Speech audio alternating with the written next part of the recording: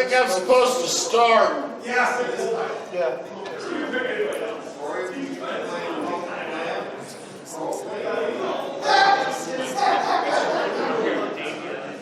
Hello? Hello. Is this on? Yes? Yes. Okay. I know this is stand-up comedy, open mic and all that, but this is really comfortable. I'm not drunk, I'm just old. The problem is when you hit a certain age and you were drunk last night, this is how life goes. Yeah. God, I have to sit up, don't I? I don't wanna. I don't wanna sit up. This is why Alkali's supposed to be here. Hello, everybody. Hello. Hold on,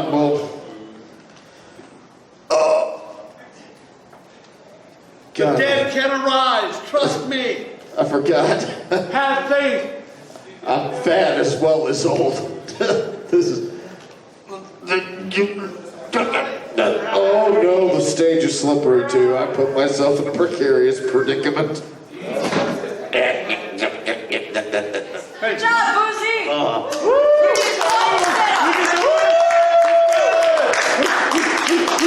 Don't applaud that. He has risen. I sat up. Do a flip!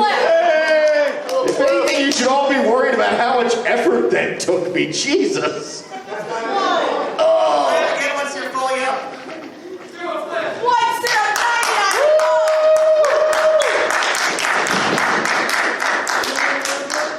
Hello and welcome to Open Mic and Comedy Basics. I am the Boozy Badger. That is apparently Alkali Bismuth at the moment. Just for the second time today, I've walked into a panel and said, "Hey, where's the beer?" And he's immediately disappeared to go get the beer. So, who here has done open mic before? And who here has done open mic at a furry convention? And who here plans on doing open mic again tonight? Wonderful. We all know how it works then. Get up. Give your best 5 minutes. Don't worry. This is the friendliest crowd you are ever going to do an open mic in front of. Everybody's going to applaud. Everybody's going to let you speak. Nobody's going to heckle you. If you heckle the open micers, I will hobble down there and hit you with the chair. Promise? Yes! Okay? There are bars in the city where you can heckle the open micers. Nobody will hit you with a chair there. This is not one of those places. I will hit you with a chair. Please, I do ask the audience, when they're up here, it takes a lot of courage to get up on stage and do a set. Please keep that in mind. To the comedians, this is a wonderfully diverse crew. Please, for the love of God, do not get up here and do shock humor. There is a way to do it. You have to do it well. Open mic at the furry con's probably not the time to start rolling out your 1938 joke collection. Okay? That said, Alkali's arrived with the beer. You missed me not being able to sit up from the bed I made. Hey, you did! Who let him make a bet? They did not stop me. As a matter of fact, several of them helped me. Thanks all, you're a fucking peach. When it came time for me to stand, they were not so helpful. Okay, you're a fucking peach. I've already done the intro, told them not to heckle each other, Wonderful. told them it's a 5-minute set, told them it's the friendliest group they're ever got to do it in front of, Agreed. told them not to do their worst jokes, like the 1938 joke collection. Agreed, okay. What am I missing? Stories. Storytelling comedians. I myself am a storytelling comedian. It's a wonderful, fun way to do comedy. But I just want to say this. No matter how good your punchline is, no matter how good the end of your story is, you still need to get there. So if you are going to come up here and tell a story, hell yeah. Tell the story. But don't forget about punch-up. If no one laughs all the way to the punchline, you get a roaring laugh at the end, The joke didn't work. It took too long to get there. Don't tell us it was a dark night. Tell us how dark it was. Personify, give things life, give your joke substance. It's going to work out so much better for you. That is my biggest piece of advice to any storytelling comedian. That's, I think, everything else you covered, sounds like. Okay, shall we? Yeah. I don't have a cell phone. We need a timer. I'll take mine out of my pocket. I can stand. Got it. You can stay seated then. Thank you, Coda. All right, in that case, who would like to be the very first person to come up and try their hand at open mic? No, don't bark at me. We're going to go right over here. How may I introduce you, friend? My name's Donner. Gunner? All right, 1 second. Was it Goner or Donner? I heard Gunner. Gunner? Only Donner. Here's Donner. Ladies and gentlemen, both and neither, give it up for Gunner!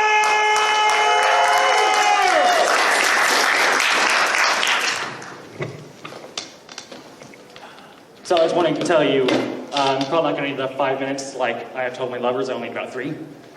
So, throughout my life, I've been told quite a bit of times that I kind of look like Michael. Can't even say his name right.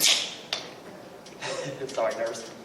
I've been told I look a bit like Michael Cera. I sound a bit like Jesse Eisenberg. And I can tell you I'm not as funny as either of these people. But no matter what happens, I'll still be funnier than Dane Cook. So, my story. When I was a lot younger, I used to live on a street. It was called Prescott Avenue. And there was a family there. They decided a kid. Appropriately, they wanted to name it Scott. Unfortunately, due to some complications, Scott was born a bit premature. And it's kind of, one of my friends decided, hey, we're going to start calling it Pre-Scott Avenue. That's a bit of a joke. So, unfortunately, due to more complications after the birth, Scott actually passed away. And my buddy Keith, is kind of an asshole, decided to go to the sign, put a sticky note, call it Post-Scott Avenue. There was actually an investigation on the parents to see if there was any foul play or neglect of the child. And fortunately, they got away scot-free. Oh my God! That is my one joke. Thank you.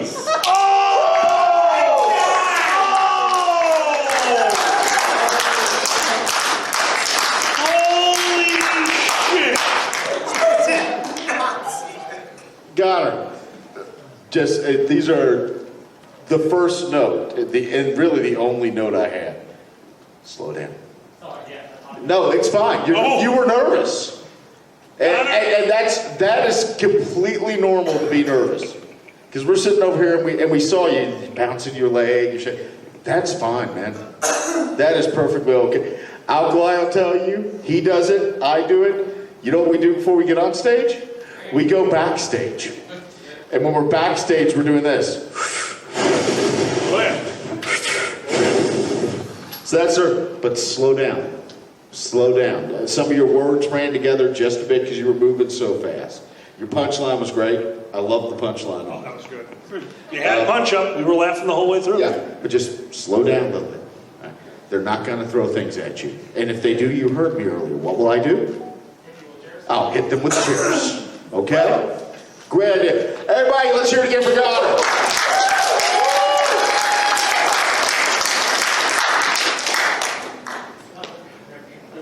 Yeah. Who else? I've got to go with the Cthulhu Ringmaster. Yes! Your name? Dagon. Dagon? Dagon. Dagon. Steps are over there. I don't think I can say that name. I've read the mythos. I'm not supposed to introduce you then. You can if you're wearing an elder sign. Ladies and gentlemen, both and neither, Dagon! Hello for Con. I tell you what, I am so glad to be back here. So glad after missing it for a year because of COVID. Of course, let's be honest, this is Indiana. COVID isn't all bad. Like I said the other day, it finally gave the meth heads a chance to get a date with the masks.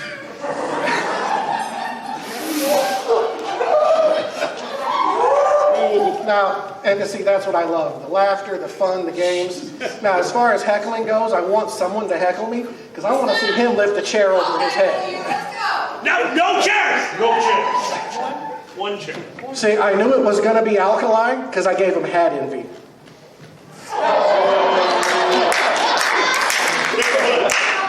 Someone's overcompensating. Let me tell you this, though.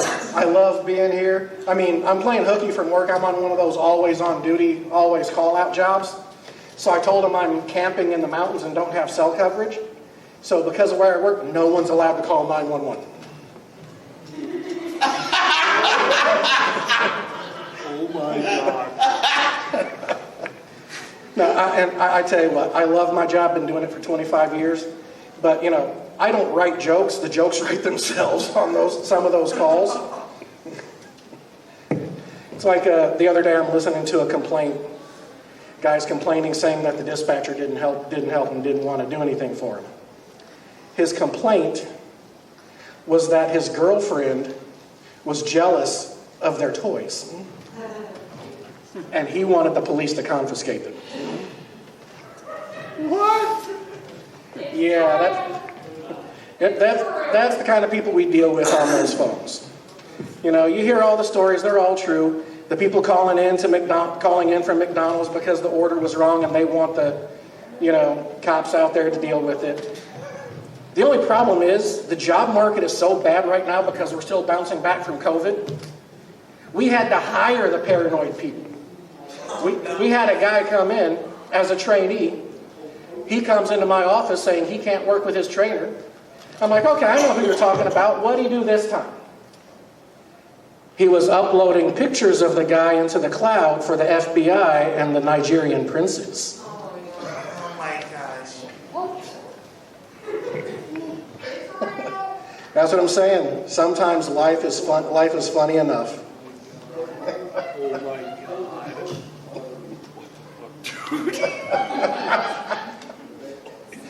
But anyway, I just wanted to give everybody a shout out.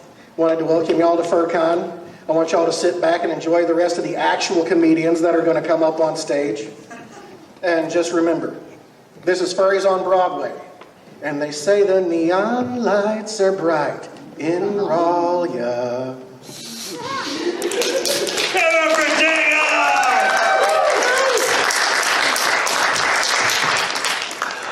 I will say, and I think I've actually told you this before, again, you have a beautiful stream of consciousness that you do when you come up here, because you're right. Your industry creates the comedy.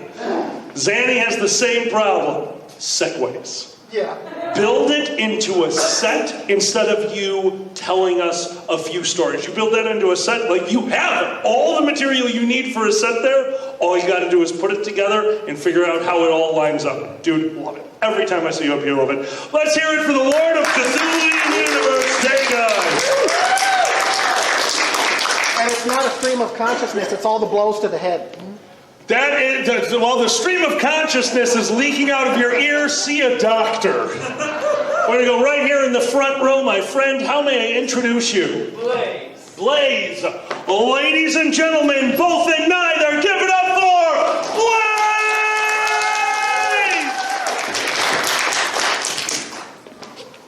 Hello. Before I really start with the comedy, let me just say diversity is more beautiful than any art that has ever existed and will ever exist. It needs to be shown all the time. That's basically what I'm saying. Anyway, let me get started with something special that I wrote months ago in one of my stories. I groan. It's like this whole mission was a complete waste of our time and energy. In fact, it was a complete and total waste. What we just witnessed would have happened with or without us. The monster would have exploded and then vanished before the explosion got too big. Like what happened? Everglass would have escaped. That happened. None of us really benefited, and the only thing that I got was the best kind of souvenir. A hurt ankle. So, I have many more ideas that I've used like that. For example, spaceships made of hot pockets flying through space, far beyond the speed of light speed, and invading a planet. and all sorts of other things, including one of my latest chapters involving Spaceballs and furries. It wasn't fully furries, but it's like, oh shit, Spaceballs at a furry convention, causing chaos.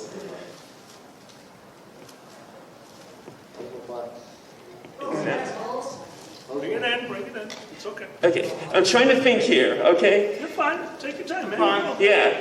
Next month, I'm going to be doing another Spaceballs chapter where Planet Deridia gets cut up into a collage by giant scissors, commanded by giant disembodied hands. Because I have those kind of ideas. I also have a story going on where basically there's a gritty company trying to gain ultimate control over everything while being fought back against by an interesting collection of individuals from various different media and some original characters too, like my persona and all sorts of things. Even though that story is supposed to be more serious, there's still a few funny things. And that's not the only thing I'm working on story-wise. There's another story where every chapter there's an apocalypse that happens, and it's funny. For example, in one, the whole roller coaster tycoon free universe was completely flattened by a roller coaster. And that led to a battle that ensued in which my character self was forced to use feces to fight the enemy. And I was made sure that they knew that that was gross. It's like, this is my only option. I'm trying to use a bathroom and I'm being attacked by a jerk. Also, by the way, stories are completely hard to write if you want to do them good. It's like, holy shit, sometimes it's so boring. Sometimes I just end up almost accidentally falling asleep when I'm trying to proofread my fucking stories. Sometimes I'm just like, where are my ideas? They're gone. And I also work on a Minecraft theme park, which is tied into my stories. And that itself is kind of a pain, because I'm trying to design roller coasters on the fly, and sometimes like, what the hell do I do now? I built these things and now I just don't know what to do next. And then of course, that's led to a lot of interesting things. Like a whole last 6-minute long volcano roller coaster called Escape from Konoka. And there's other things I built too, like a roller coaster called Neckbreaker. And a short little roller coaster called the Lightning Jukeboxer, which only took like 10 minutes to build, unlike 30 hours for that volcano coaster. So sometimes creating can be such a drag, but at the same time it's so much fun. That's all I got for now.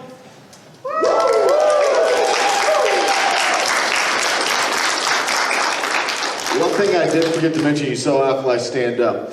When we stand up, we're not trying to force you off the stage. The way that it tends to work at open mics.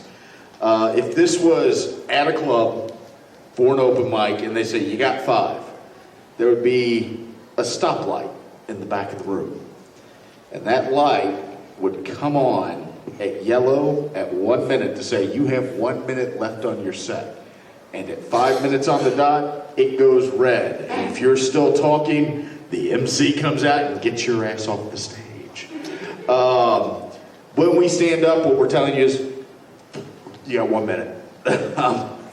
So, if we're not trying to force you off, we're just telling you, you have 1 minute left, and we're not gonna hook you off the stage. Blaze, great work on it. Number one, thank you for getting up here, because I saw you shaking. I know you were nervous. I get it, because we're nervous too when we do it. And was this your first time up on stage doing one? Second? It's been a year. There you go. Blaze was here last year with me. There you go. Alkaline, first time you did an open mic that wasn't in the furry fandom. How'd it go?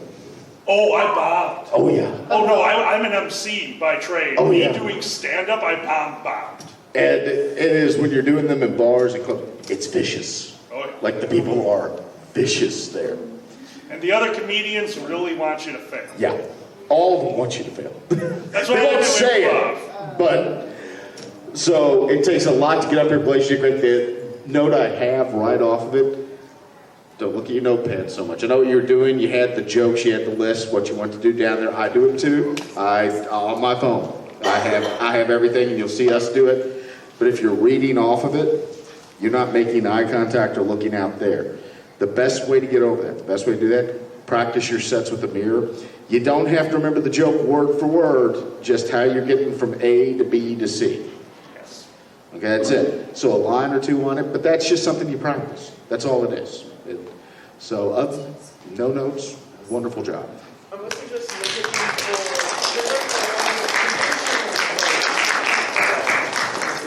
at And I heard someone start to heckle, and once again, I have chairs.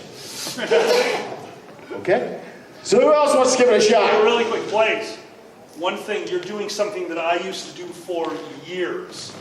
When you are thinking, and you can tell this, you're trying to come up with what you're about to say next, you have your million-yard stare, and that's fine. Raise up your million-yard stare to a level plane from your head. It makes a world of difference from, and that's when I went not kidding, a level line of view is going to make it look so much better. Raise up your head, look across the room. If you don't want to make eye contact, which is fine, look over everyone's head. It really helps. It's not so much making eye contact, it's giving the appearance that you're making eye contact. Unlike me, who I just pick a person and I stare at them throughout my entire set, because if they leave, they know I know, and it's funnier that way. Prolonged eye contact. Alpha, you want to choose another one? Oh, it's our turn. Okay. We need back to the room now. All the way in black, green shirt, orange shirt. Yep, come on up, my friend. All right. What name may I introduce you by? Nathan. Nathan. Ladies and gentlemen, both and neither, give it up for Nathan!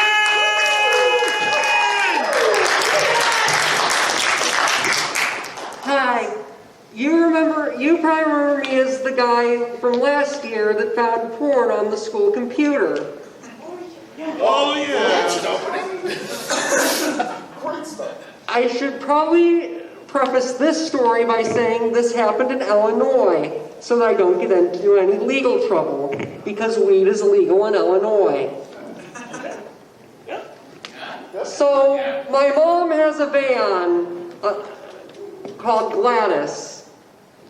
She is a 1995 Ford Club Wagon with.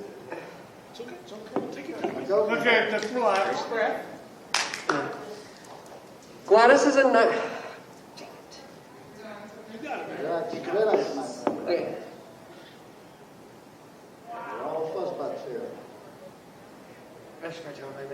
You are more than welcome to take off the mask while on stage. Okay. So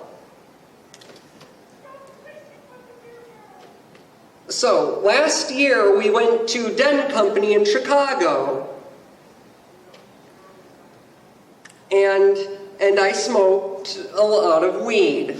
I smoked sativa, a lot of sativa.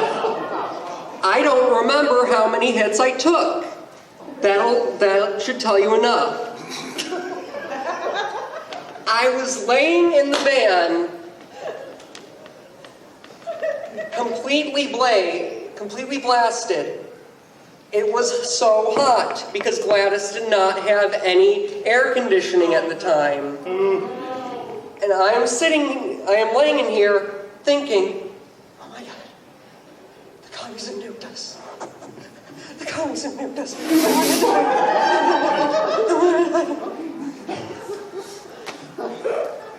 So we get to the concert, and my cousin, who runs a dispensary, is smoking a doob.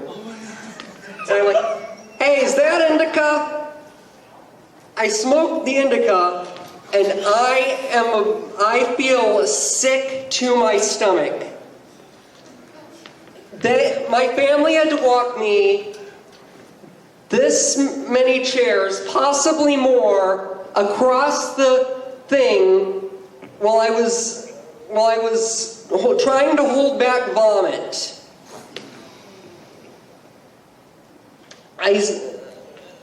They get me to my mom, who is a nurse, and she has me sit down. I get a soda, a pretzel, and no more weed. Thank you very much.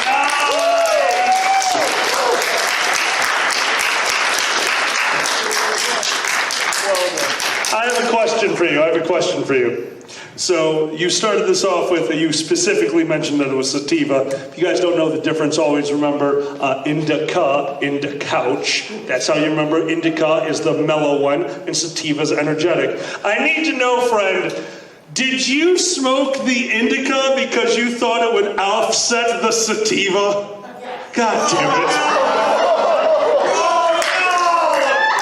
The moment you said that, like, oh, I know what you did, because I've been there too.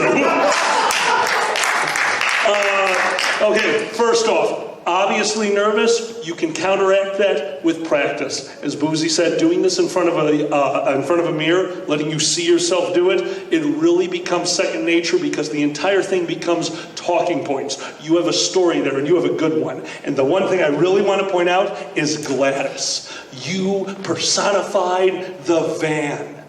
Keep that up. I love that the van had a character and you never again referred to as a van. It was Gladys. Gladys. Dude, that is actually a really fun way to do that. Please keep this up. I want to see you back up here. Practice your set. What's up? You'll probably see Gladys sometime at this con. I can't wait to meet Gladys and smell the horrible skunk smell coming from it. Give them a round of applause. I have just one thing for you, and it's when you blank. We also, you blank, you had the next line in your head, and it just went, fuck you, Nathan, and ran. And it's cool. It's not about screwing up or forgetting the line, it's how you recover from it. So work on that, because if you just bounce from that to the next, figure out a trick for it. If you see me do this, I'm in the middle of a set and I'm talking and I go, I have just forgotten the next goddamn line of that set. And what I'm doing is I'm turning, I'm moving, I'm doing something to distract from the fact that I am trying to remember the line without having the dead time in the middle. It's just all about recovery on that. It's gonna happen. It happens to everybody. Adjectives. Whenever you hear me doing the long line of descriptives, I forgot my next line. You guys notice how I do those quite often? Because I'm a fucking stoner, and I thought that indica would offset sativa too! I get it!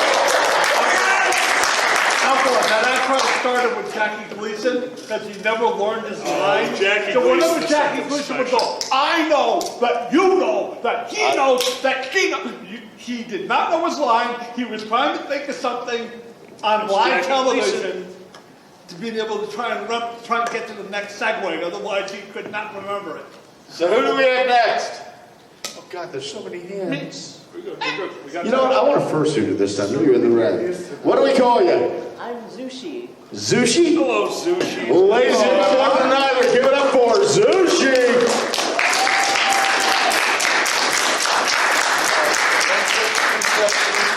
Sushi, do not forget to eat the microphone so they can all hear you. You gotta deep throat the mic to be heard.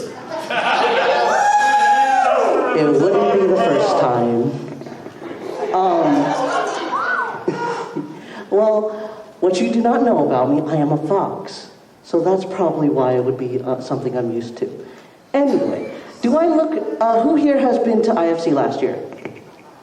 Cool. Did any of you come to the stand-up open mic night? Cool. Do I look familiar?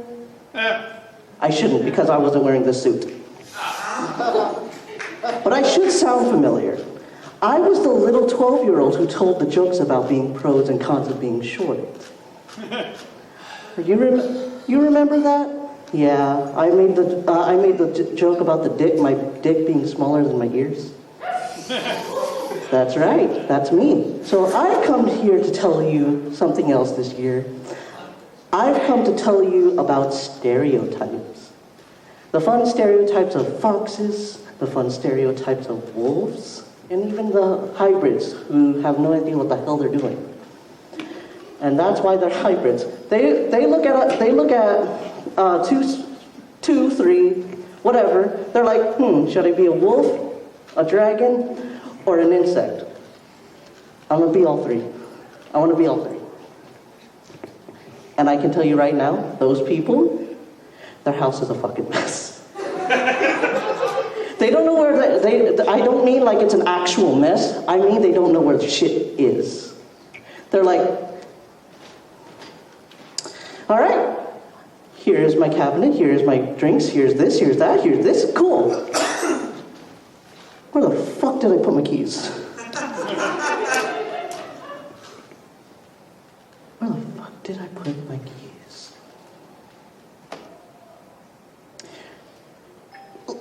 Let me go check the cabinet, and we're gonna just get the cabinet here. That's there, my mug's there, okay, cool. Where the fuck did I put my keys? If you don't get this is an ADHD joke. And if you didn't get it, it's because you're doing it right now. I love it when I hear a snort. I love it when I hear a snort, because that lets me know I made you pee a little bit.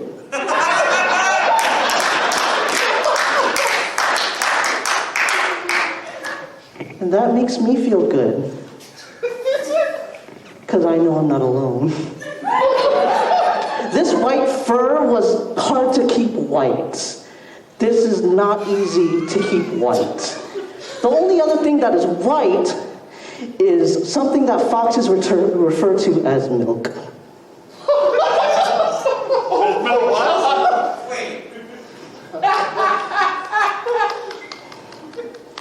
That's right. We love milk.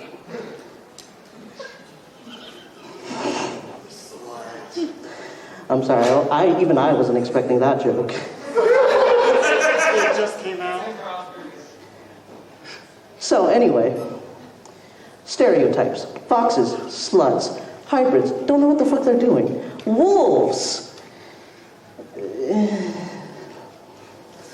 Let's move on. So, I have covered foxes, hybrids, and now we come across my personal favorite, a very close friend of mine, is a bat. Y'all are clumsy motherfuckers. You can't see for shit. You're always bumping into shit. And let me tell you right now, your wing has dipped into my fucking coffee 3 times already.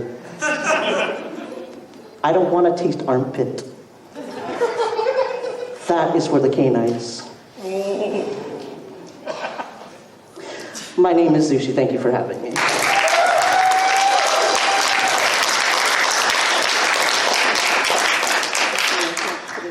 Are you good? Here. No. I want to see how this works. You have to put some lube on it first. I'm not used to this. Stick it in the hole. Come on. Find the hole. Haha, I got it. Yay, the fox looks hard. There's a first time for everything. So, you may have seen Alkali and I over there talking during that set. And there's one very important thing that we need to address. You opened with saying, you may have seen me on this stage. Last year, I was a little 12-year-old. For the love of fuck, you are not 13, are you? Oh, thank God.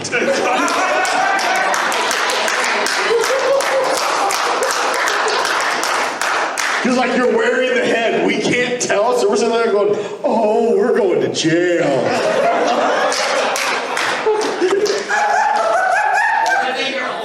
Like no shit. Like we're sitting over there, you're seeing us drinking the beers, and you're thinking, oh, they're really good. No, this is like, well, fuck, they don't have these on the inside. That was wonderful. I love that. I really think everybody should appreciate how much of comedy, especially on the stage, is body language and facial expressions. And if you heard us bitch about one thing more than anything in the pandemic, it was wearing a mask. You can't do shit like and things like that. This motherfucker just did a full set in a fursuit head, and it was expressive. That was an expressive set.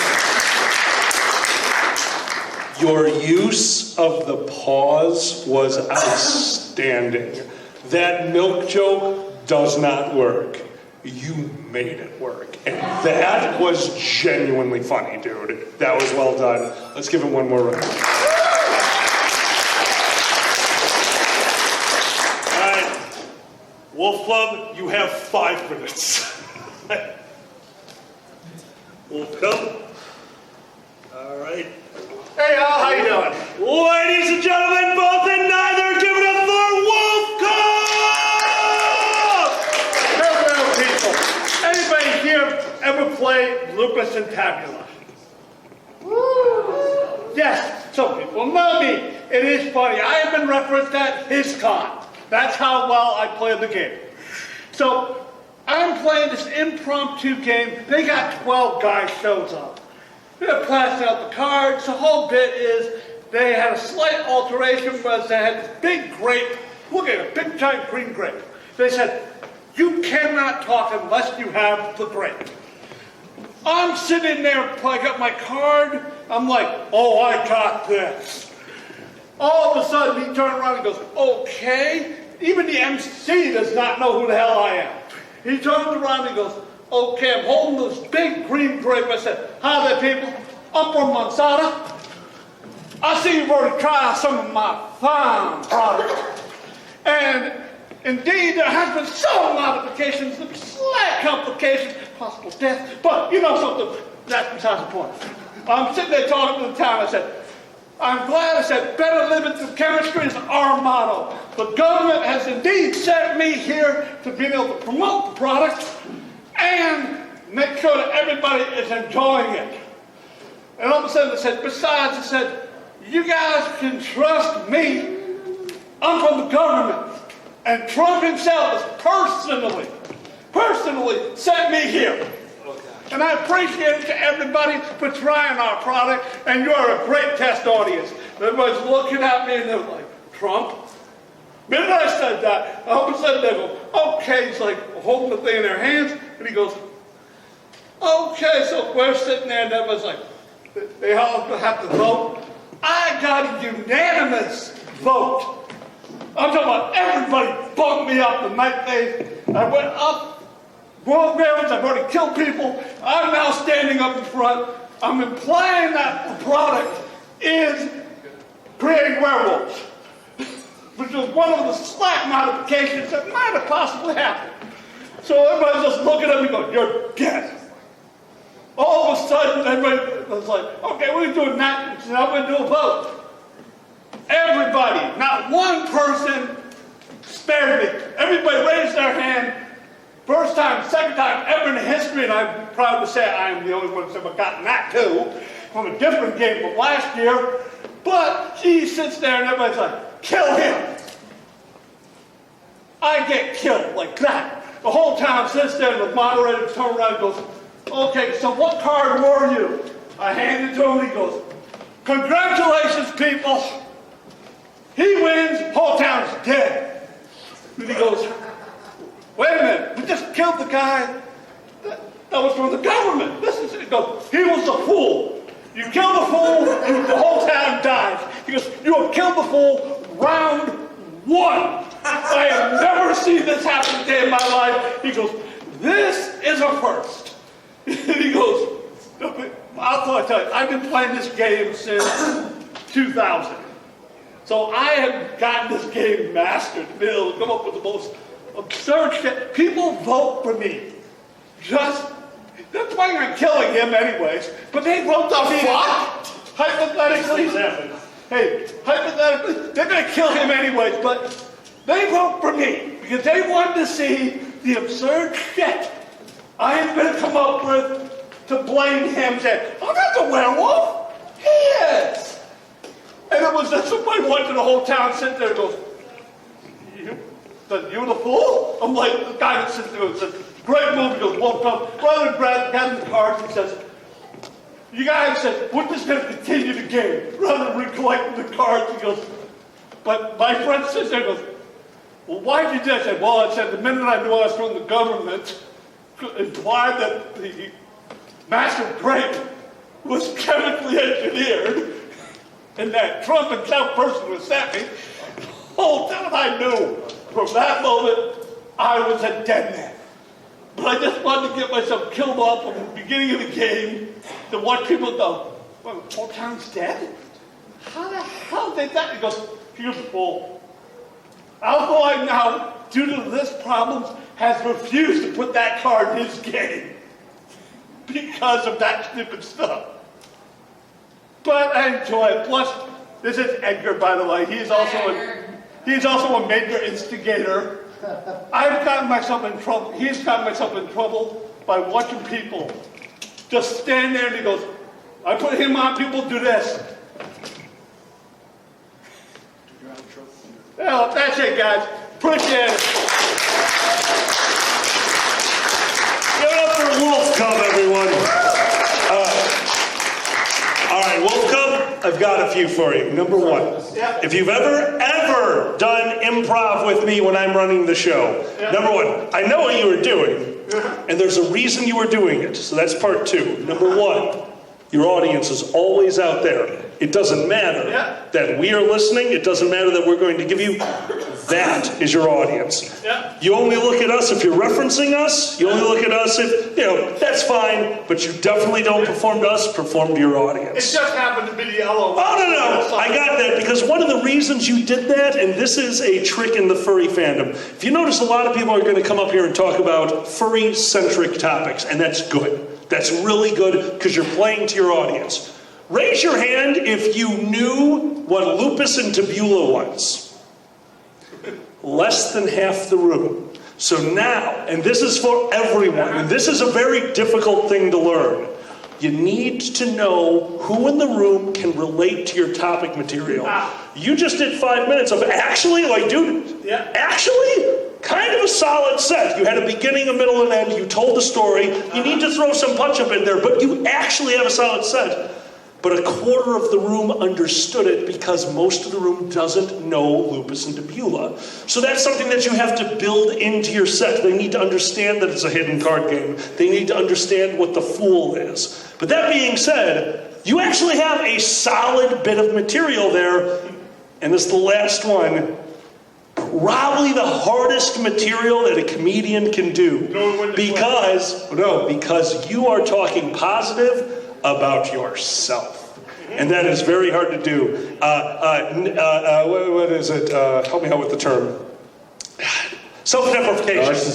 Narcissism too. Self-deprecation is way easier of a road to take than something where you come up here and tell people how good of a job. It's very difficult to do that. And actually, you told the line pretty well. But again, figure out how to do that in 5 minutes. Get the audience to understand what the game is and why what you're saying is important. But seriously, always perform to your audience. Dude, genuinely, good job. Guys, let's give it up for Wolfcob.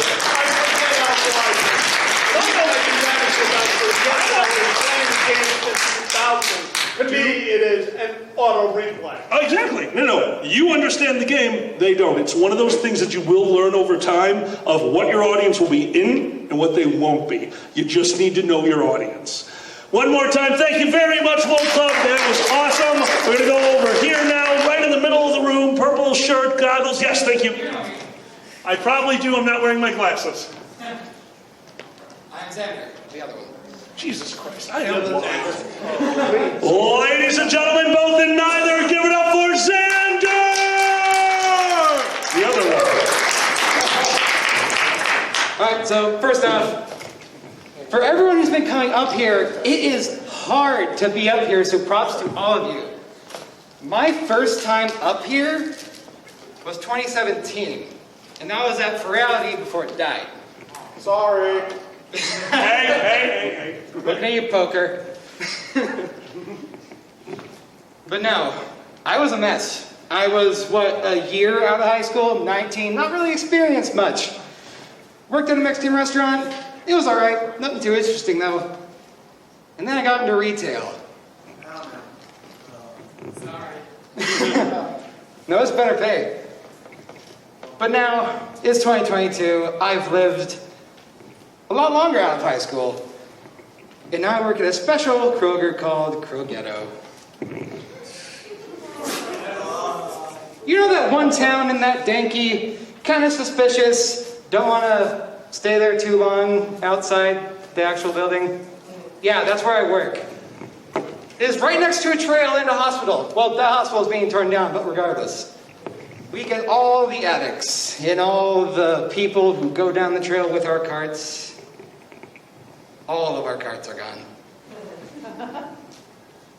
This is one of my favorite stories for working in produce. So there I was, glistening the lettuce onto the green rack, making sure the potatoes are all snugly in their bin. And then this man rolls up to me in a rolling cart. He comes to me and says, "Kind sir, these blueberries are not weighing as much as they say they are on this scale in particular." I go, okay, showing where the scale is. He takes me to the scale. Get there. When I put these blueberries on this scale, they do not weigh this exact amount. They weigh a little bit less. Oh wait, it's working perfectly.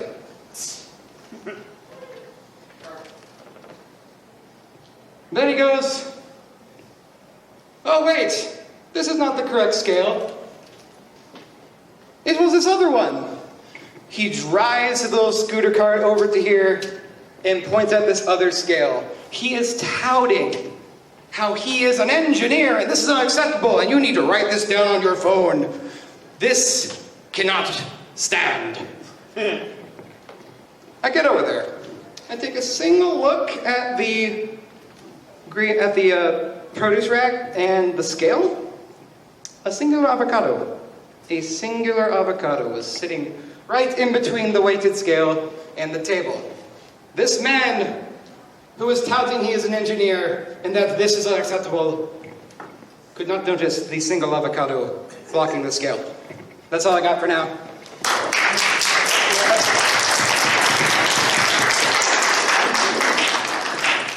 I want to hear more about your program, though. Yeah, but that's, I have to improv that and I might fall over myself. That's what I'm saying. Write your set to include some descriptions of that. Like you say, all of our carts were gone, we're right by the trail, people take our carts. Then it's not Kroger. It's Uncle Crow's crazy used grocery carts. Okay.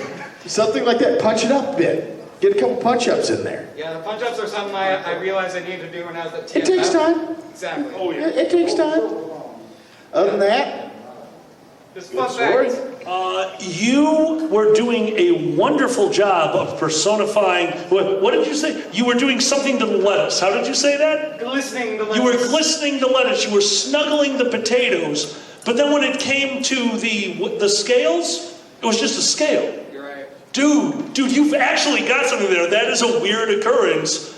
Keep up that personification. Keep bringing life to that story. It's almost a little bit more than punch-up. You have a very fun cadence. I really got into it as you started talking about the vegetables. Keep that up. That's really fun and a fun way to tell a story because I would have never considered lettuce to be glistened. I would have never considered my potatoes to be cuddling. They are spuds. Dude, seriously, good job. Keep working on it. I want to see you back up here. all right. Guys, one more fun fact though. Me and Erner realized we worked at the same exact store. Over here, awesome. sunglasses, top of your head. What do we call you? Arcane Traveler. What? Arcane Traveler. Arcane Traveler. Ladies and gentlemen, both and neither, give it up for Arcane Traveler. Travel through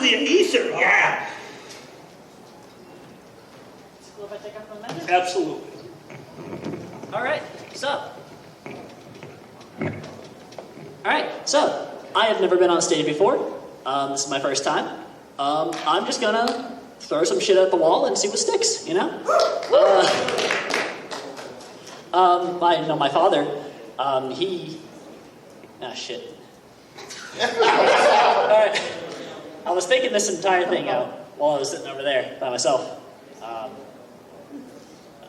Somebody say something. Just give me something to go off of. Something! I love some things, you know? Because they are things. And there's some too. Yeah, some. I really like some. Because most, I don't know. Overrated. Yeah, most are overrated, yeah.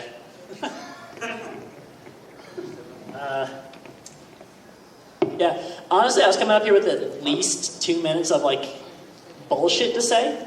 I got, like, 15 seconds. In fact, when I was talking to my friend over there, I said, hey, should I go up here? And he was like, only if you want to make an embarrassment to myself. And I am fully living up to that right now. So what about your father? No. If he asks a question, that's fine. You continue, my friend. I don't know. I don't have anywhere to go. That's right. Yeah. I like to dig holes and then just kind of not bring a ladder or rope.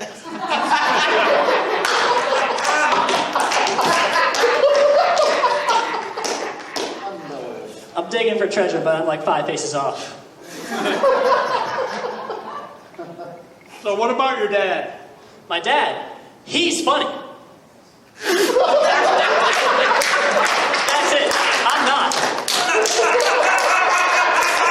Good segue.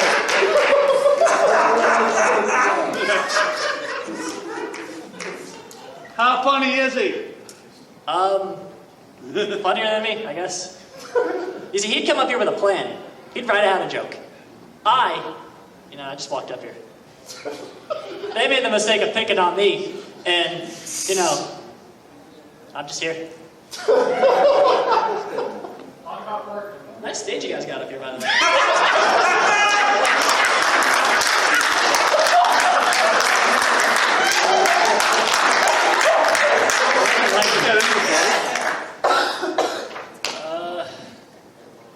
There's no all.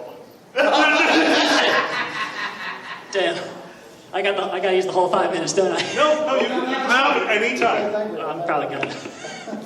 You call it when you want to. I guess I'll stall. Alright, let me get something from the crowd. Work. Careful, you'll get the clout. I do work customer service. And it is hard finding a subject to talk about customer service. How about Karens? Karens, I deal with them on a daily basis. I'm a manager, so. So go on. Every time they have a problem, I get called up to the front and they're just like, I need help with this. And if my associates can't work it out, I just walk up, I solve it immediately. That's just what happens. Like typically they'll be working on a jewelry case, and I swear like 9 out of 10 people, they just can't get that fucking door open. I walk up, I jiggle it up a little bit, open it immediately. And it's like that with every fucking thing in the store. Even simpler things. I'll walk up and I just fix it. Alright, let me give you another topic. Cartoons. Cartoons. What's a cartoon?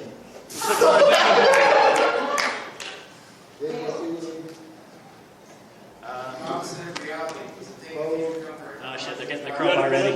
Not the crowbar, the cane, right? I know you don't have a crane, but like, can we get a cane? I think that would be funnier. Just like, heel me off the stage, you know? And then I'll just walk out the back and everybody will be like, what the fuck happened? Is he coming back? Is he okay? I like leaving that mysterious air up in the air, you know? Got like a trap door? Is that an option?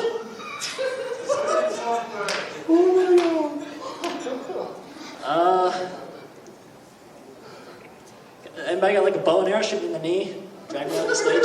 I'm not leaving peacefully here.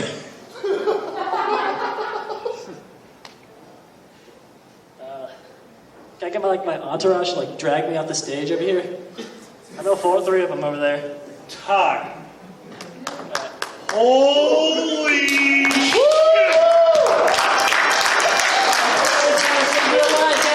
You get the letter. I got it!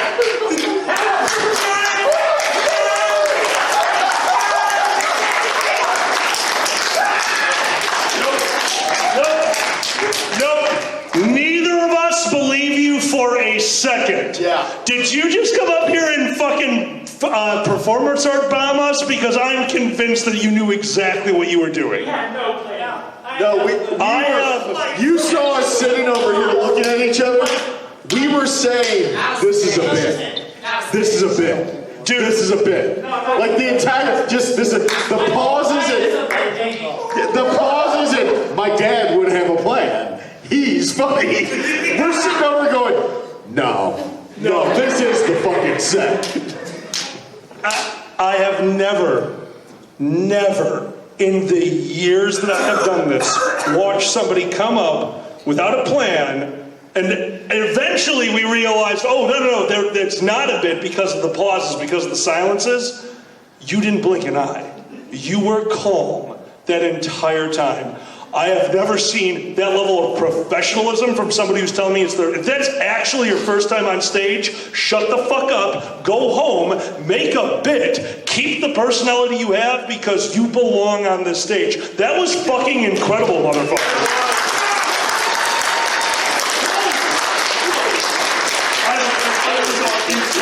Until there was an actual 10 seconds of silence, like, okay, maybe. I wasn't even sure then because the recovery from it. Recovery. No. Fuck you. I love your natural talent. Give them another round of applause.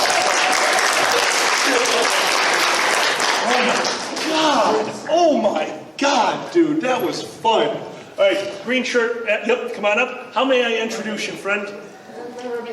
Shadow or Keaton? One more, Keaton. Shadow. Understood. No, that's why I asked, because we do change our names in the furry fandom. Ladies and gentlemen, both and neither, give it up for Shadow!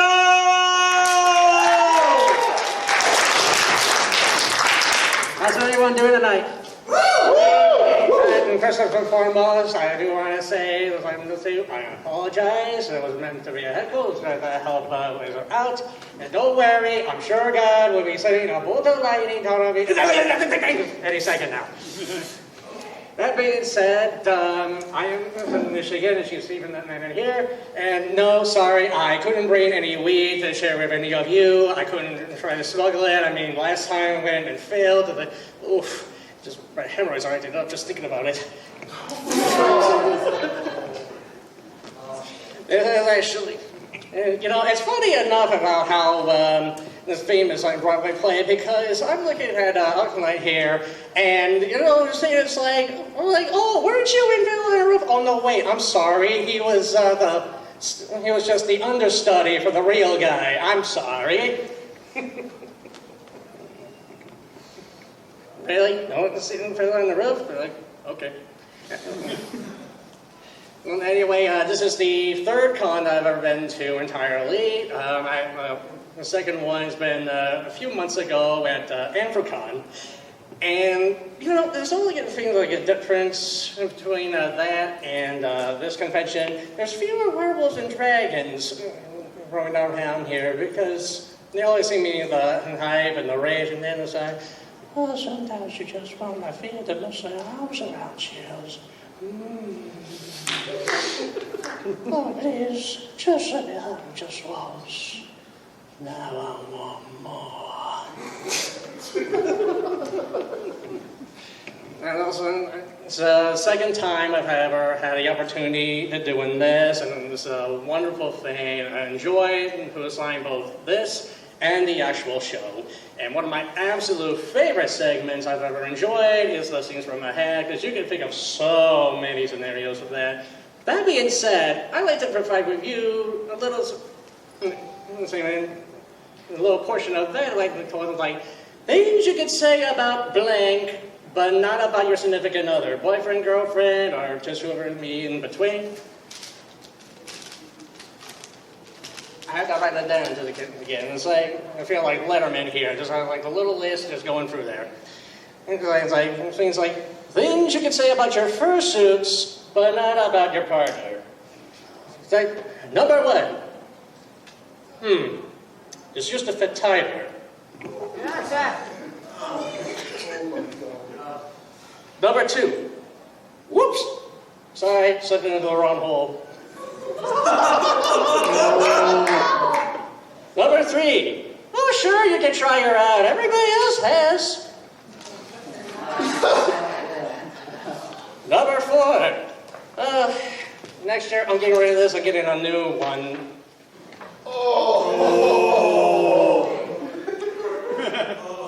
Thank you.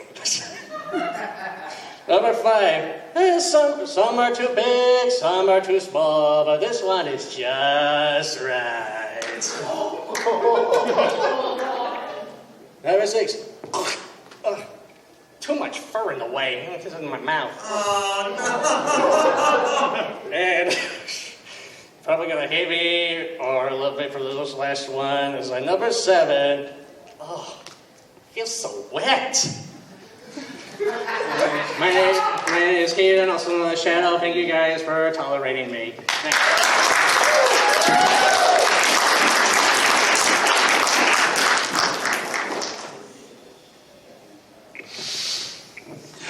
All right, Shadow? Yes.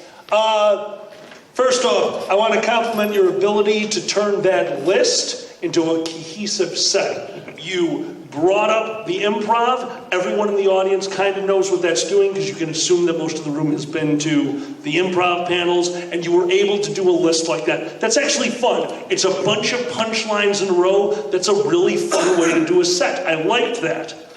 But in the middle, and you knew it happened, you had a bomb.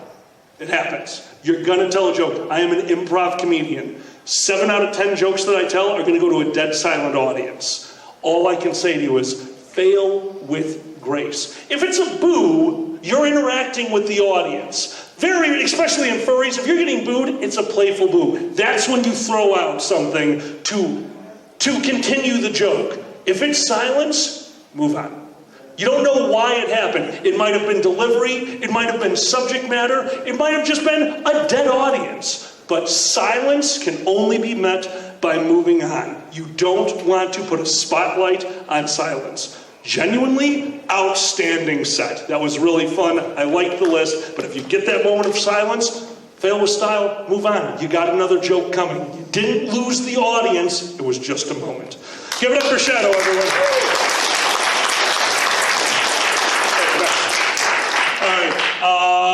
Erner, come on up, my friend. All right, let me not introduce you, and then it takes you a minute to get to the stage. Sorry. I used to be really bad at that. Like, oh, you gentlemen, Erner. Shit. Ladies and gentlemen, both and neither, Erner!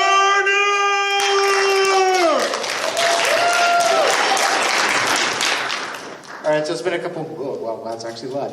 So it's been a couple of years since I've done this. I figured I'd come over here with something a story I've told before. Last time it was at Fur Reality, R.I.P. Poker. Sorry. We all know why the con died. It's your secret. I'll take it to my grave. Who here wants to hear about the time for Affinity chased me out of my own goddamn house? So. There was a period of time between 2017 and 2018 where I was in between jobs. I didn't really have any good prospects. I had just lost the first job that I had spent several years acquiring a degree for. And the day before, I had received a response to a job application that said, "Dear sir, madam, we found this resume highly qualified. However, you may want to proofread things because we are very certain that there is no such field as pubic history. Thank you. But we will not be contacting you for an interview." So I was feeling kind of down. And every morning, usually when I go out for a run, I'll stop by the computer and I'll troll through for Affinity. Finding actual constructive criticism as an artist online is hard. It's like finding Bigfoot riding a unicorn on a unicycle, riding through Twitter without any hashtags. It's almost impossible. So I like to spread a little bit of joy now and then, just, pop on, find a new piece of artwork, leave some constructive criticism. Hey man, this looks really cool. Oh, I love the shading on this. Oh, this line work is impeccable. But every once in a while, when you troll the scourges of the internet without a filter, you get hit with some crazy shit. And that's what I got hit with. I'm trolling through Fur Affinity, and all of a sudden, I just see a giant piece of shit. Literal human shit dropping out of a butt. I was unprepared. I was shocked. And I sat there, and I said, I can't believe at 6:45 in the morning, somebody thought it would be a good idea to post this. I was appalled, and I was horrified, so I clicked on it. I'm a historian. I've seen worse. I read about wars. I read about genocide. I read about political presidents.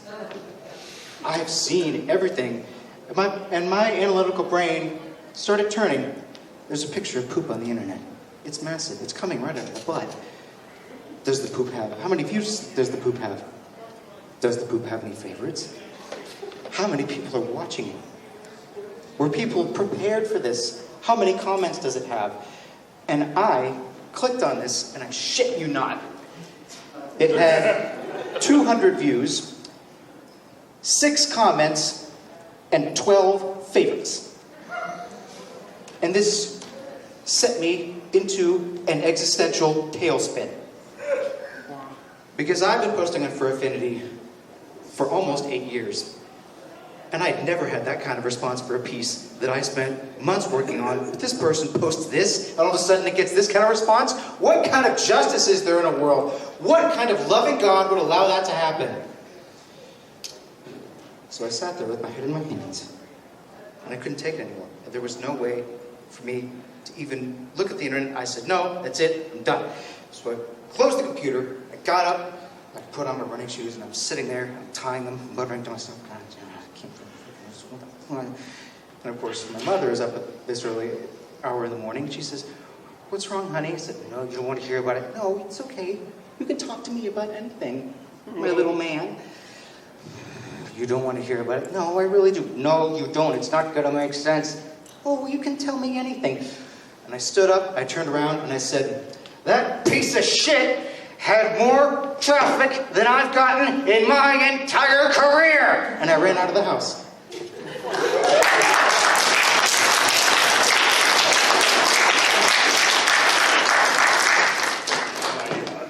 Oh, Erner, what the shit? All right. So it took me a second to realize where you were going. That equating it to your art, that worked very well. I liked where that all led. You are doing such a difficult set. First off, it's not shock humor. Shock humor is hate humor. This was dirty humor. You're doing poop jokes. That makes it difficult, but honestly, you were handling it fairly well. It was about what you were seeing. It wasn't about what it was. So I'd say that you were succeeding in that. But at the end of the day, anything like that is punching down. And that is so hard to succeed at. You were towing that line really well, and I think you're right there. With a little bit of work, you got it, because the equate of what you saw to what you create to what it caused is all there. Your set exists, and it's really good. You need to figure out how to do that without making it about scat.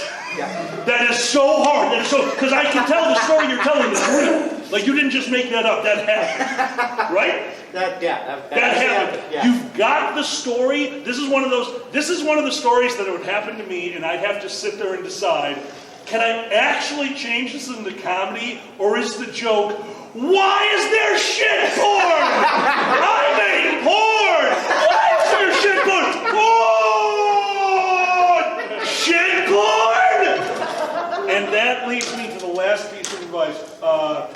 Why, God, why? Do you remember your why, God, why? Now, you are a very, very kind-hearted, gentle person, and you stood here, and I want to show you what you did. Why, God, why? Your feet were planted. You had arm movement. You had movement. But think of the difference between that and why? God! Why? That is a moment. If you want that joke to land, you saw a man shitting at 6:30 in the morning. Why? God! Why? Give them a huge round of applause. That is a hard I'm going to disagree. More scat humor. One thing I do want to say, didn't mean to shame anybody. Oh, no. Or anything like that. Yeah, just making fun of something that struck me funny. Absolutely. No. Absolutely you were, and you handled it very well, but that is a line that is hard to toe. Yep. Like, seriously, dude, I actually liked it. Very difficult. One more time for Erner.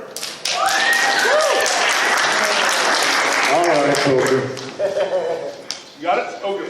Ladies and gentlemen, both and either, please give it up for the former con chair for reality, Poker Wolf. How are we all doing tonight? Here. All right, so who was here last night for Mistake? Yeah.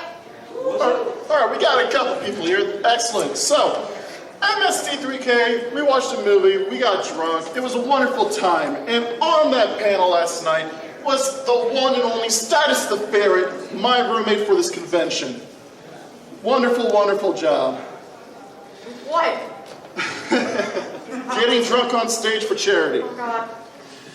But after that panel, we had to help Status back to the room. Oh, no. And I have never experienced in my life someone go through the 5 stages of drunkenness.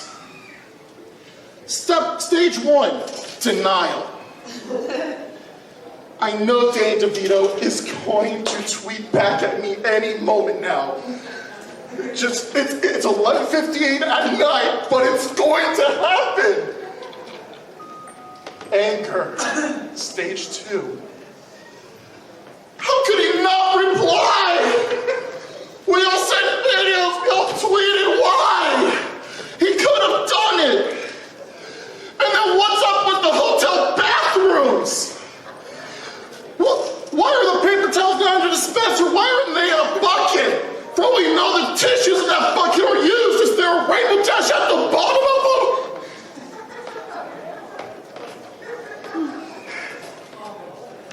them? Stage 3, bargaining.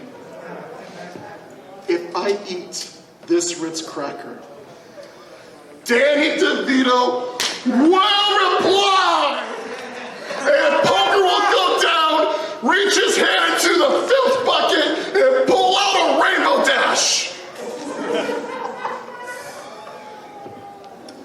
Stage 4, depression. He's not gonna reply. He's just not. And then, finally, stage 5, acceptance. Man, I'm drunk! Man, tonight was awesome! Oh!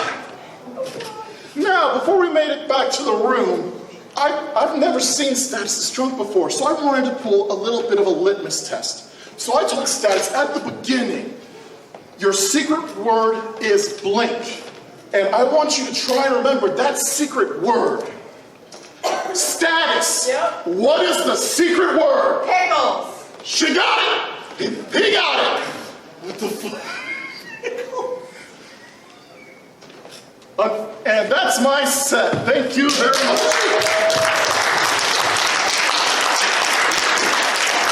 Establish the love of DeVito. It is tabula rasa, but with a human being. A lupus tabula but with a human being. Not everyone in the room knows Status. Therefore, not only everyone in the room is familiar with Status's insane love of Danny DeVito. You must establish the DeVito. Yes, you must establish that. Stage 6, sober embarrassment. That being said, your use of the stage, outstanding. You were constantly moving. You had the microphone in and out of the stand. You didn't do it with a lot of noise. That was great. You interacted with the audience, and your target audience was loving it because Status was literally on the floor. So in some ways, you succeeded with flying colors. And in other ways, it was the Technicolor Dreamcoat of Vomit, and I loved it. Guys, give it up for Poker! other side of the room in the maid outfit. Yes. How may I introduce you, friend? Synth. Synth. Understood. Okay, 1 second, I gotta restart all this. I just stopped my stopwatch at exactly 4:20. All right. All right, folks, what are the odds? Ladies and gentlemen, both and neither, give it up for Sin!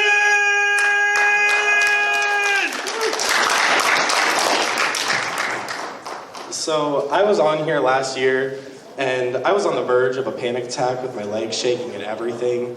First time I've ever spoken in front of anyone. So I just want to say, if my legs start shaking again this year, it's not because I'm nervous, I just really gotta pee. So, don't think that. I promise, I'm getting better. It's just, holding for an hour is really hard sometimes. Okay, so, not much has really happened this year. Just a few breakups of, crying in the shower, cookie dough ice cream, Rocky Road. Yeah, all the Rocky Road. Anyways, so, through all that, I've gone through so much. I work at Walmart now. You know how we were talking about Karens earlier? It's always amazing hearing someone come through, with a banana, taking a bite out of it. Not just the banana, but the peel as well, and asking me, can I still buy this? It's at a discount, right? No. What are you doing? Stop it. Let the bananas eat this, all of you. If I see a single one, I've seen cucumbers, strawberries, everyone has tried buying them, and they use the weighted items. Out of all things, no, we're not going to sell it to you. Go put it back. Someone else will try to buy it. And it was honestly the brightness of my day. Just telling people no is my fucking... I'm trying not to curse as much. Is my brightness of the day. So, speaking of the breakups, back to the good parts, the boyfriends. Oh my gosh, it's been amazing. All the Minecraft. I don't even like Minecraft. It's so amazing just going on to survival or something with them, and then one of them made the mistake of let's play creative today. So me not knowing what any block is, I'm just standing where they're building of oh, what's this? Cobblestone. What's this? Wood. What's this? That's another wood. Oh. They also made me the mistake of showing me the basics of redstone. It's so amazing, just me disappearing from the whole map for about an hour, and then they finally find me, and I'm just telling them to look away as I finish. As soon as they turn around, there's just a big penis that's shooting out cum or something. And I'm just this is the product of my hour. You left me alone. This is your fault. You know what? This penis, it's on you. I've made some really good friends this year. I've gone out, done so much stuff I would have never thought would do. I'm 22 and just now started drinking. Oh my gosh, my 21st birthday, I played Monopoly. Yeah, laugh. I tried playing poker afterwards. I was oh, Monopoly was too much. I lost on my birthday. They didn't take it easy. How rude. Those monsters. They didn't even bring me to give me the fight money. I should have gotten $100 more to start. I'll always look back at that and think, I'll make sure to ruin their next year. So I did. I won! We played it again on my 22nd birthday! I brought back every single thing that they did last year. I pulled receipts. I wrote it all down on a paper and said, this is what you did. Remember? Do you remember it all? I promise I'm not crazy. I'm just up here in a maid outfit, walking around through the halls asking people if they want room service. Heck, I went to Jimmy John's and asked if they were hiring. I said I'm in uniform and everything. The looks on their faces as they all looked back in between each other of is it discrimination if we say no? Just 3 of them literally were I'm not sure. One of them walked to the back and was come on. I didn't expect to get that far. I panicked. I froze right there. I was wait, what? You're being serious? I can go to the back of Jimmy John's? They said, no. Stay the frick away. So then I went to the hotel. 3 people were in the elevator. hall workers, I was like, you guys hiring? I can bring my own stuff. I got a duster at home. It'll be fine.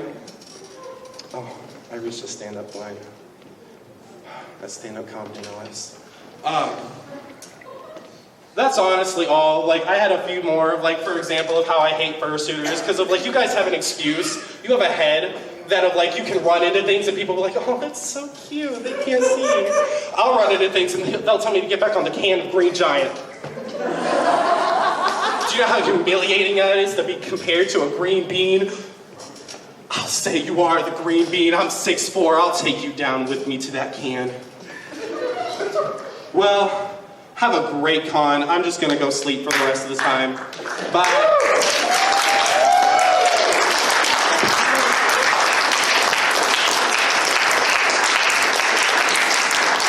I'm not entirely certain what just happened.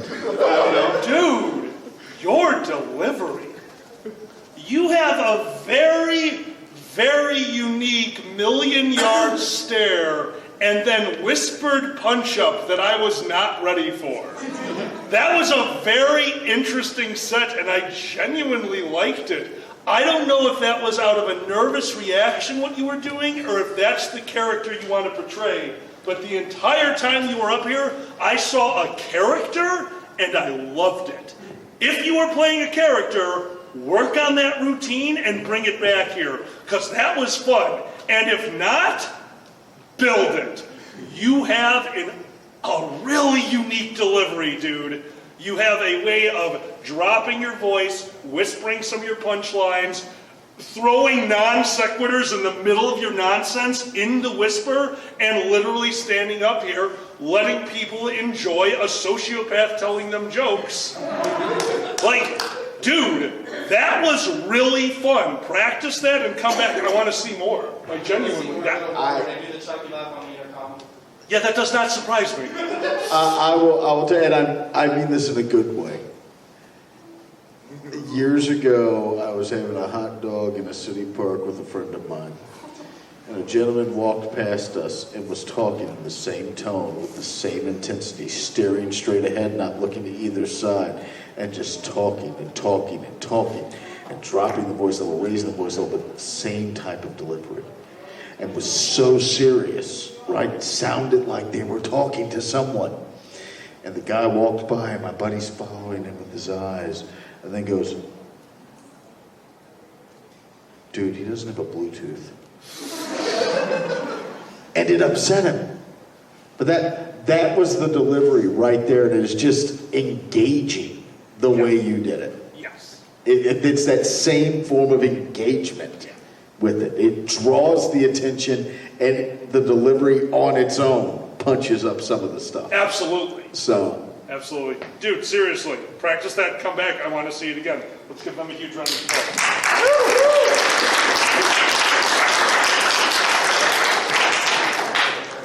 Do we? All right. Oh, I can't actually see. 7 minutes. All right, if you have been in the room the entire time, keep your hand up.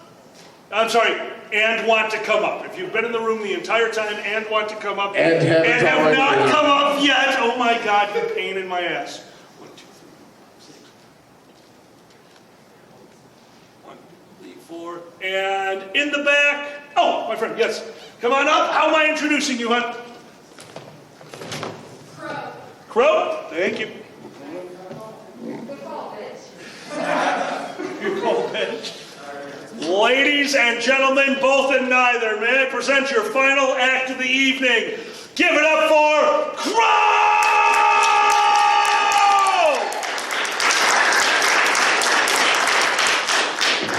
I gotta say, okay, first off, you got a lot of faith in me to have me be the last one, okay?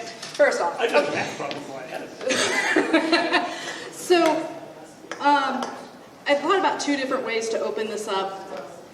And one was, do you ever feel like you really do work at Jerry Springer?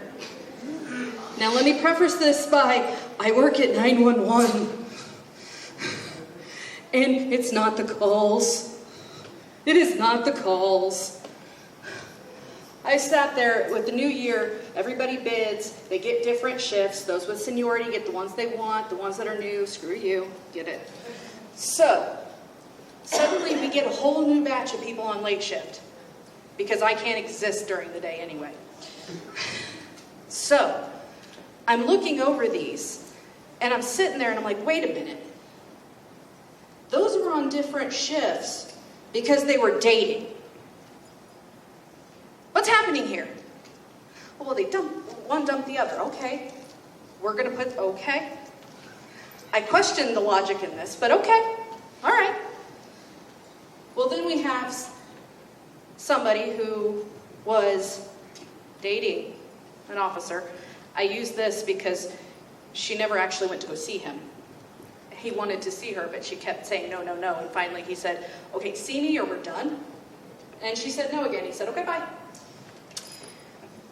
And then he ended up with the other one over here that dumped this one. So now I can't have 3 control operators on a channel where this one officer works. Okay, so I have to have them go to a different channel to handle another district with officers because, you know, we can't, conflict of interest. You cannot have them on the same channel with that officer. It might not go well. Well, I can't put this one on that one because they said they were going to fight somebody. Okay, fine. As a supervisor, and I regretted becoming a supervisor, but hey, I'm sitting here trying to figure out where I'm going to put everybody. And then I find out that there's 2 other ones that were dating that now broke up because they were sending pictures to somebody else on the shift. I'm like, where's the stripper pole and the jerry beads? Because at this point I'm done. I cannot handle this. And this is 911, where we really do have people call on Thanksgiving asking how to cook a turkey. You think it's fake? It's real.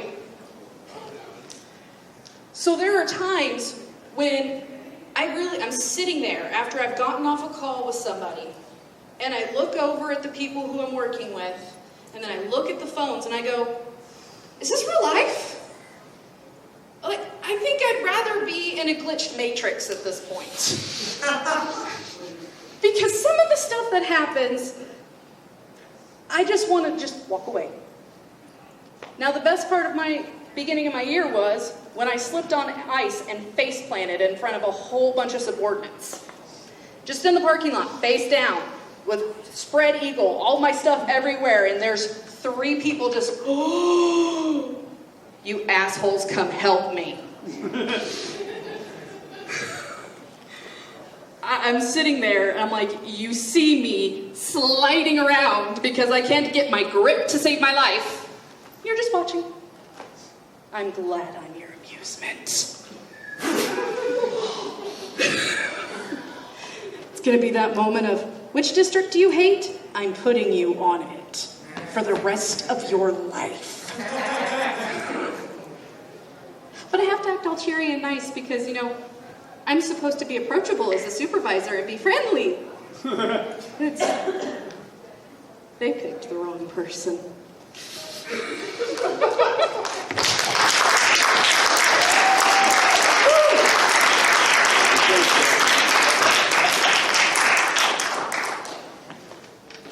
So I actually enjoyed your story. That was interesting, building the love triangle, everything that you were doing for the first half. But you know what you did in the second half that you neglected to do in the first? Punch up. Your story is actually, that's a fun story. Get some jokes in there for the first half talking about the love triangle. And remember, this gentleman said it perfectly. Don't let the truth get in your way. You came up here and gave us a literal telling of what you do. That's fascinating. That actually had my attention. Don't worry about throwing a few of the outlandish things in there. When you fell in the parking lot, they were your amusement. What was your reaction? I was waiting for your blow-up. I was waiting for their stupidity. Throw that in there. It doesn't matter if it didn't happen because in their minds, it did. That's your punch-up. You've got the set. Now build the punch-up around it. I like that. That was fun. I put it this way. You don't actually think I fucked a bagel, do you? I do. Okay. It was a Krispy Kreme, first of all. Let me answer that. That's That's a yeast infection, buddy. With who I'm with is Dagon, and I've heard his drunk stories? Yes. It was a Krispy Kreme. Bagel just flows better during the punchline. I learned something today. The truth is not an impediment, or should not be an impediment to comedy. Agree. You can lie. Nobody's putting you under oath when you're telling a joke. You can lie. Did you let UM eat the donut? They were the donut. Ladies and gentlemen, both and neither, this has been Open Mic. If you see my name, if you see their name at a convention, we will try to run this panel. Work on your set, practice in front of a mirror, and most importantly, have the courage to come up on the stage. The only way to get better at stand-up, performing, anything like this, is to do it. Thank you so much for giving us the privilege to run this panel. My name's Alkali. I'm Boozy. Good night, everyone, and enjoy. Dragon Show table is still open in the back. We'll be hanging out there. I believe the next panel in here is... Midnight. What is it? Midnight. At midnight is in this room in half an hour. See you guys then. At midnight is the last one.